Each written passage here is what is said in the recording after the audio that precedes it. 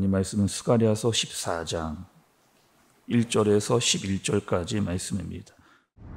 여호와의 날이 이르리라. 그날에 네 재물이 약탈되어 네 가운데에서 나누이리라. 내가 이방 나라들을 모아 예루살렘과 싸우게 하리니 성읍이 함락되며 가옥이 약탈되며 부녀가 욕을 당하며 성읍 백성이 절반이나 사로잡혀 가려니와 남은 백성은 성읍에서 끊어지지 아니하리라. 그때 여호와께서 나가사 그 이방 나라들을 치시되 이왕의 전쟁 날에 싸운 것 같이 하시리라. 그날에 그의 발이 예루살렘 앞 곧 동쪽 감람산에 서실 것이요 감람산은 그 한가운데가 동서로 갈라져 매우 큰 골짜기가 되어서 산 절반은 북으로 절반은 남으로 옮기고 그 산 골짜기는 아셀까지 이를지라. 너희가 그 산 골짜기로 도망하되 유다 왕 우시야 때의 지진을 피하여 도망하던 것 같이 하리라. 나의 하나님 여호와께서 임하실 것이요 모든 거룩한 자들이 주와 함께 하리라. 그날에는 빛이 없겠고 광명한 것들이 떠날 것이라. 여호와께서 하시는 한 날이 있으리니 낮도 아니요 밤도 아니라 어두워갈 때에 빛이 있으리로다. 그날에 생수가 예루살렘에서 솟아나서 절반은 동해로 절반은 서해로 흐를 것이라. 여름에도 겨울에도 그러하리라. 여호와께서 천하의 왕이 되시리니 그날에는 여호와께서 홀로 한 분이실 것이요 그의 이름이 홀로 하나이실 것이라. 온 땅이 아라바같이 되되 게바에서 예루살렘 남쪽 림몬까지 이를 것이며 예루살렘이 높이 들려 그 본처에 있으리니 베냐민 문에서부터 천문짜리와 성모퉁이 문까지 또 하나넬 망대에서부터 왕의 포도주 짜는 곳까지라. 사람이 그 가운데에 살며 다시는 저주가 있지 아니하리니 예루살렘이 평안히 서리로다. 아멘. 우리가 여러분 스가랴서 14장 마지막 장까지 이제 오게 됐습니다. 스가랴서의 말씀은 여러분 어떤 말씀의 내용이었나요? 어떤 말씀이었습니까? 이스라엘 사람들이 포로에서 돌아왔습니다. 포로에서 돌아왔어요. 자기 땅으로 다시 돌아온 겁니다. 고향으로 돌아왔어요. 마음이 벅찬 마음이 있었습니다. 너무 좋았고 뭐든지 다 할 수 있을 것 같은 마음이 이스라엘 가운데 마음에 있었습니다. 그들이 와서 가장 먼저 한 게 있죠. 성전부터 짓자. 성전부터 짓자. 그래서 성전을 짓기 시작합니다. 근데 성전을 짓는데 외부적인 공격이 계속 외부적인 다른 나라로부터의 공격도 있었고 또 기근도 있었습니다. 그래서 힘들게 성전을 다 지어내기는 냈습니다. 그런데 이들은 마음가운데 이런 마음이 있었어요. 우리가 고향으로 돌아왔어. 그리고 성전을 지어내면 뭔가 우리에게 큰 일이 있겠지라고 기대를 했는데 뭐 딱히 달라지는 게 크게 없는 것 같은 그런 상황이었습니다. 그러니까 그렇게 되면 점점점 사람들의 마음이 힘이 빠지는 그런 일들이 일어나게 된 거죠. 그렇게 성전을 짓고 또 성전을 짓는 16년 동안 성전이 멈추어져 있었던 그런 상황이었습니다. 그 상황 가운데 하나님께서 누구를? 스가랴를 보내신 거죠. 그래서 다시 성전을 건축해라 라고 말씀은 그 말씀을 듣고 성전을 다 지어내는 그런 말씀이 스가랴서의 말씀이었습니다. 그래서 스가랴서 1장부터 6장까지는 환상에 대해서 스가랴를 통해서 하나님께서 보여주신 그 환상을 스가랴가 말씀으로 증거해내는 그 말씀이 1장부터 6장까지 나왔던 말씀이었습니다. 그리고 7장과 8장에는 어떤 말씀이 나오느냐? 금식에 대해서. 진짜 금식이 뭐냐? 그러니까 금식의 의미보다도 하나님께서 원하시는 금식, 하나님께 정말 원하시는 마음은 무엇이냐?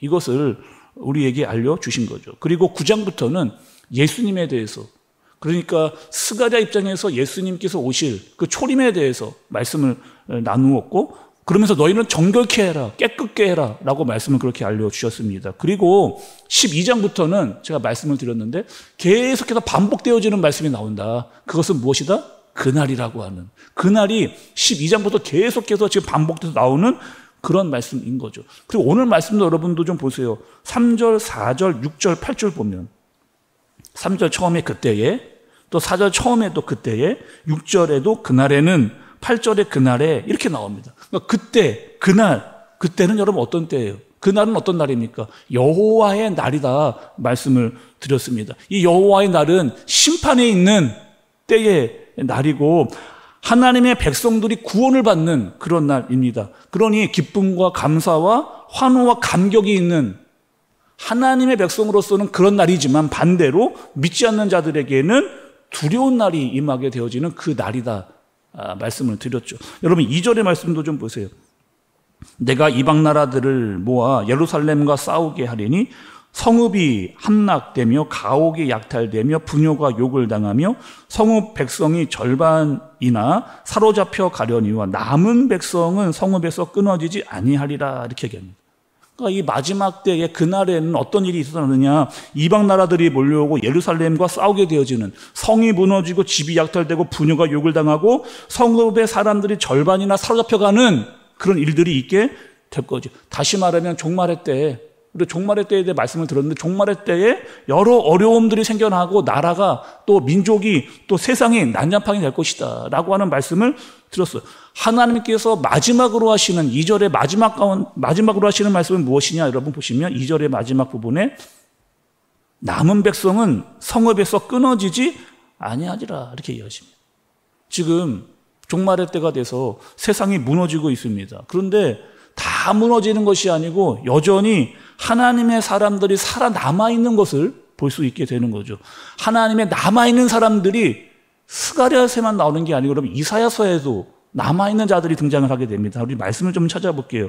구약 이사야서 4장 3절로 가겠습니다. 같이 읽어보겠습니다. 시작. 시온에 남아있는 자, 예루살렘에 머물러 있는 자, 곧 예루살렘 안에 생존한 자 중 기록된 모든 사람은 거룩하다 칭함을 얻으리니 이렇게 얘기합니다.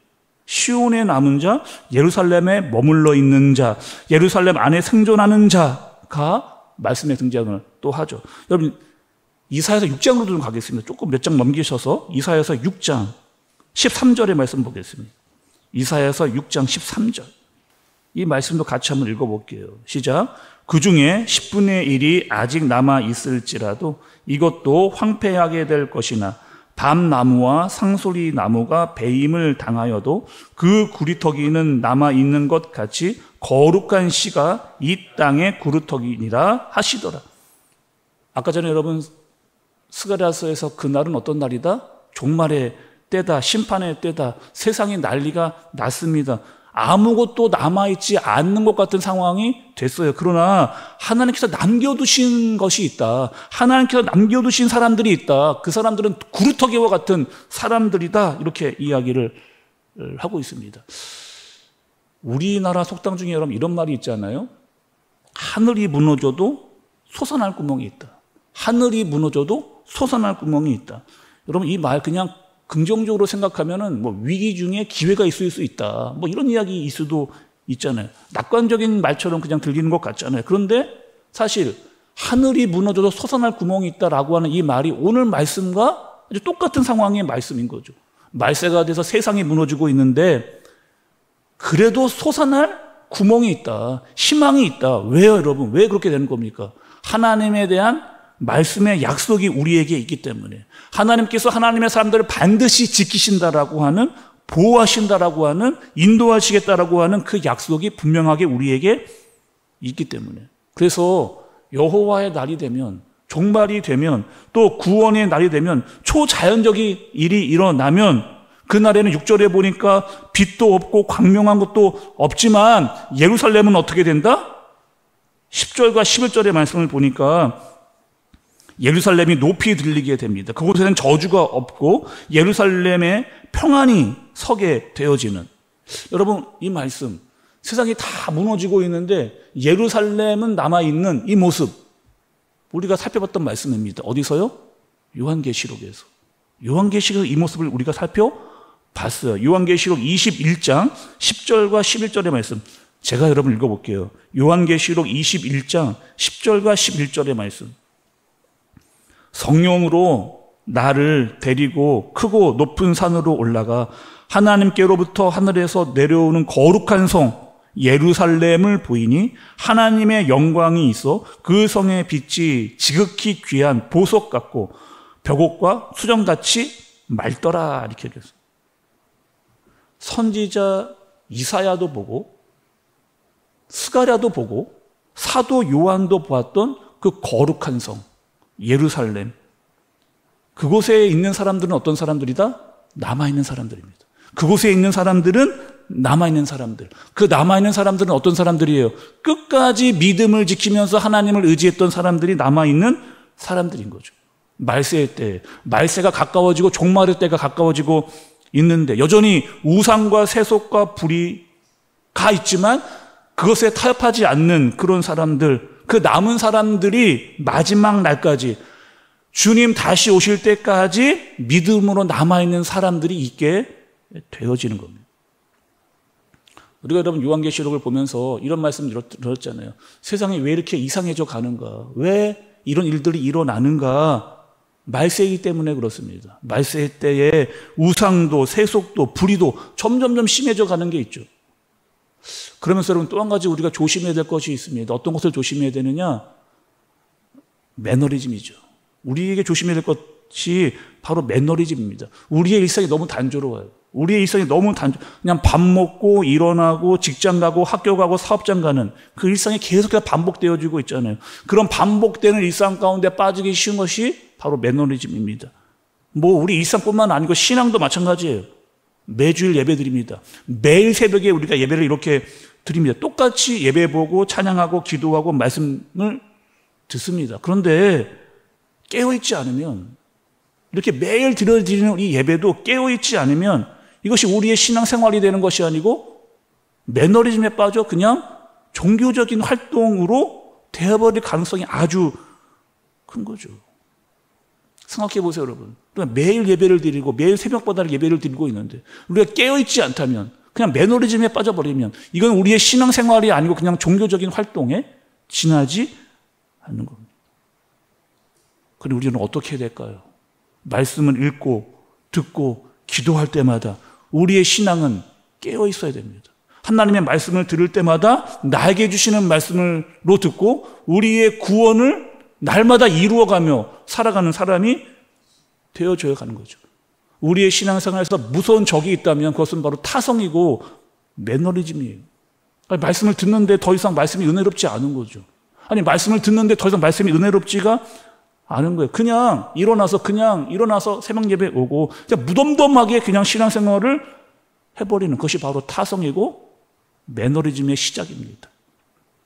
그때 하나님께서는 이스라엘 사람들에게 스가랴 선지자를 보내신 거예요. 말씀을 듣게 하신 겁니다. 깨어날 수 있도록 말씀하신 거예요.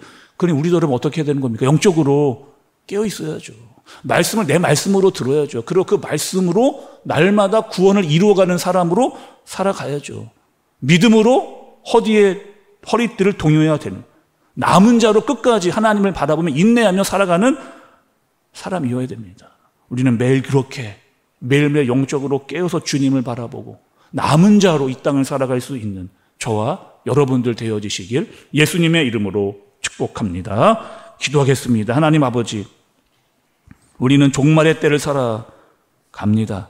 이상한 일들이 너무나 많이 일어나고 있습니다. 그러나 그 이상한 일 속에서도 우리는 약속을 받은 사람들입니다. 남아있는 사람들입니다. 세상이 이상해도 제약이 점점점 심해져도 우리는 믿음과 순종으로 정결한 하나님의 사람으로 이 땅을 매일매일 살아갈 수 있도록, 깨어있는 자로 이렇게 살아갈 수 있도록 주님 인도해 주옵소서. 예수님의 이름으로 기도드리옵나이다.